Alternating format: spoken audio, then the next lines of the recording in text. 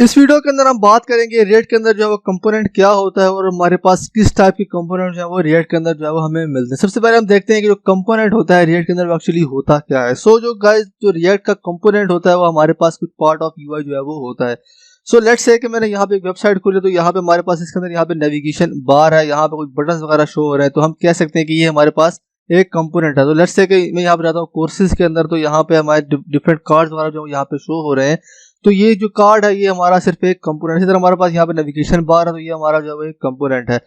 React के अंदर क्या होता है कि हम हर चीज को एक कंपोनेंट के अंदर जो है वो डिवाइड करते हैं। लेट्स से कि हमारे पास नेविगेशन बार है तो हम इसको एक कंपोनेंट के अंदर जो है वो डिवाइड करेंगे, और हमें जो यहाँ पे नेविगेशन बार है वो हमें डिफरेंट पेजेस के ऊपर जो है वो शो हो रहे हैं, तो हमें हर पेज के लिए अलग से कोड जो है वो नहीं लिखना पड़ेगा।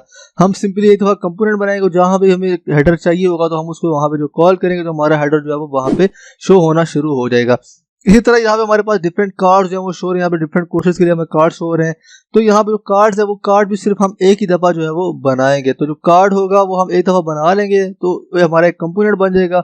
और जब भी हमें कार्ड चाहिए होगा तो हम उस कंपोनेंट को जो है वो कॉल कर लेंगे, कार्ड कंपोनेंट को, और हम डायनेमिकली उसके डेटा जो है वो पास करवा देंगे। तो हमारा जो कार्ड का कंपोनेंट होगा वो कार्ड एक ही दफा जो है वो बनेगा। जो कंपोनेंट होता है हमारे पास रिएक्ट के अंदर, तो उनके अंदर हम कुछ प्रॉपर्टीज भी जो है वो ऑप्शनल प्रॉपर्टीज भी जो है वो भेज सकते हैं उनको। यहाँ पे लेट्स से कि हमने ये एक दफा कार्ड बना लिया, हमें कार्ड चाहिए ऑटो कैड के लिए, तो हम सिंपली उसके अंदर क्या करेंगे, हम ऑटो कैड का डेटा जो है उसके अंदर पास करवा देंगे तो ऑटो कैड जो है वो शो हो जाएगा।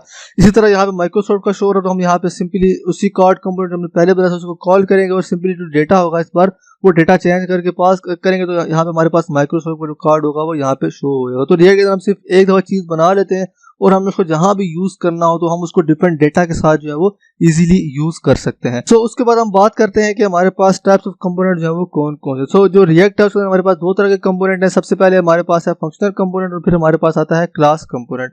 सबसे पहले हम बात कर लेते हैं फंक्शनल कंपोनेंट के बारे में। गाइस जो फंक्शनल कंपोनेंट है वो एक जावास्क्रिप्ट का जस्ट फंक्शन ही जो है वो होता है। तो उसके सबसे पहले हम यहाँ पे फंक्शन का नाम लिखते हैं, उसके बाद जो भी हमने कंपोनेंट का नाम रखना होता है वो हम जो है वो रख लेते हैं। उसके बाद हम रिटर्न स्टेटमेंट लगाते हैं, जो भी हमने चीज रिटर्न करवानी है उसको जो है वो हम यहाँ पे रिटर्न करवा देते हैं। यहाँ पे जो है वो हमें कुछ HTML लाइक जो है वो टैग नजर आ रहा है, यहाँ पे डिव नजर आ रहा है, तो इसको जो है वो हम रिएक्ट की लैंग्वेज के अंदर इसको JSX जो है वो बोलते हैं, लेकिन बिगिनर्स जो है कि आप इसको जो है वो HTML जो है वो समझे। तो हम आगे वाली वीडियो में देखें कि JSX जो है वो एक्चुअली होता क्या है।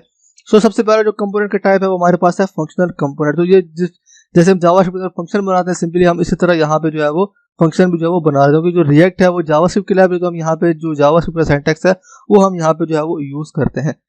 उसके बाद जो दूसरी टाइप का कंपोनेंट है वो हमारे पास है क्लास कंपोनेंट। जावास्क्रिप्ट के अंदर जो हमारे पास ESCC क्लासेस है, मतलब जो ECMAScript का जो वर्जन आया था उसके अंदर हमारे पास जो है वो क्लासेस इंट्रोड्यूस की गई थी। जो क्लास कंपोनेंट है उनके अंदर हम जो है वो ESCC क्लासेस होती है वो हम यहाँ पे जो है वो यूज करते हैं। जो क्लास का कंपोनेंट होता है उसको हम यहाँ पे जो कंपोनेंट क्लास है रिएक्ट के अंदर उससे जो है वो एक्सटेंड करवाते हैं। जो है वो हम इस फुटर को जो है वो मतलब यहाँ पे जो कंपोनेंट बनाएंगे हम उसको जो है वो इनहेरिट करेंगे कंपोनेंट की क्लासेस जो कि रिएक्ट हमें जो है वो प्रोवाइड करता है। इसके अंदर भी हम यहाँ पे जो है वो HTML लाइक सिंटैक्स जिसको हम JSX बोलते हैं वो हम इसके अंदर जो है वो लिखते हैं, और जो हमारा जो UI होता है वो हम इसके जरिए से जो है वो इजीली बना सकते हैं। ये जो क्लास कंपोनेंट और फंक्शनल कंपोनेंट है इनको आगे आने वाली वीडियो में जो है हम डिटेल के अंदर देखेंगे कि हम क्लास कंपोनेंट किस तरीके से बनाते हैं, उसको यूज किस तरीके से करते हैं, और फंक्शनल कंपोनेंट किस तरीके से बनाते हैं, उसको किस तरीके से जो है वो यूज करते हैं। तो इस वीडियो में सिर्फ देखा कि जो रिएक्ट है वो कंपोनेंट होता क्या है, और जो क्लास कंपोनेंट होती है और फंक्शनल कंपोनेंट होता है वो क्या होता है। आई होप आपको समझ आ गया होगा। See you in the next video.